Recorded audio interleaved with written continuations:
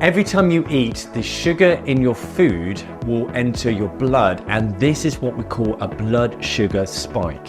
Now, other macronutrients like carbohydrates can also convert into sugar, contributing to this blood sugar spike. Now, this is a normal process and an important process. However, if this spike becomes too big and too frequent across the day, this can actually contribute to problems such as energy fluctuations across the day, contributing to that mid-afternoon slump, weight gain, so if you're struggling to lose weight, and it can also increase your risk of chronic diseases later on in life. So if you relate to any of these things, then this is the video for you, because I'm going to go through the top 4 ways in which you can reduce your blood sugar spike, so the amount of sugar that enters your blood at one time, without having to reduce the amount of sugar or carbohydrates that you are eating. Let's begin.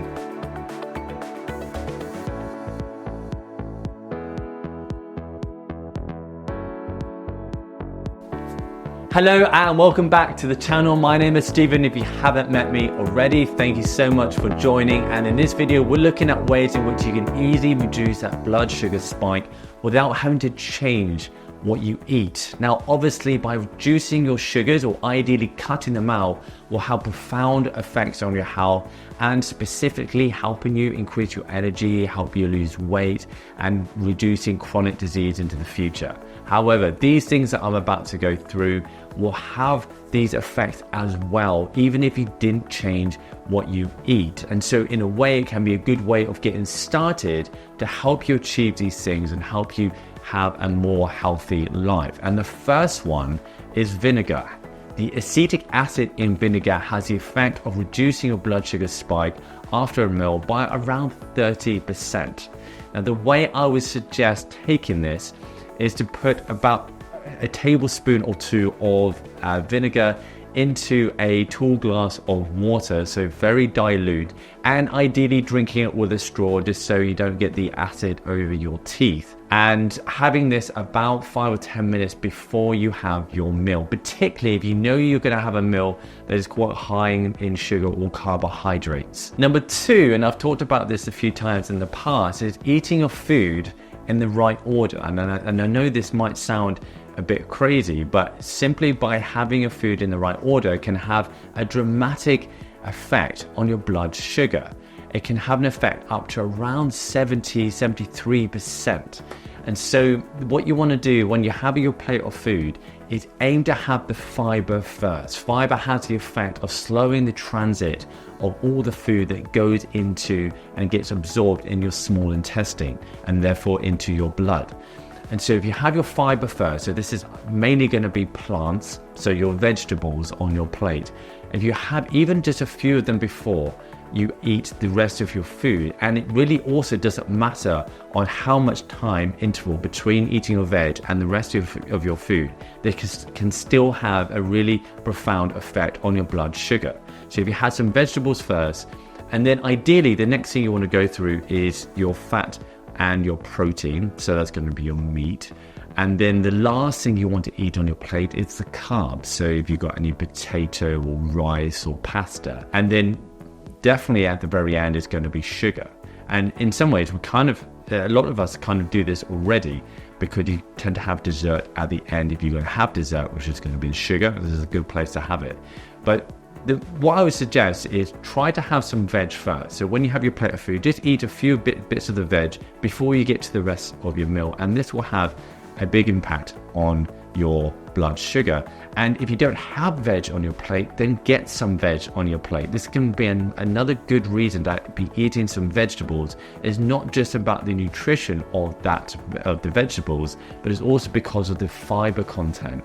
And this is going to have a profound effect on things like your energy levels, on your ability to lose weight, and reducing your risk of disease. Number 3 is to not snack across the day. This is quite a simple one.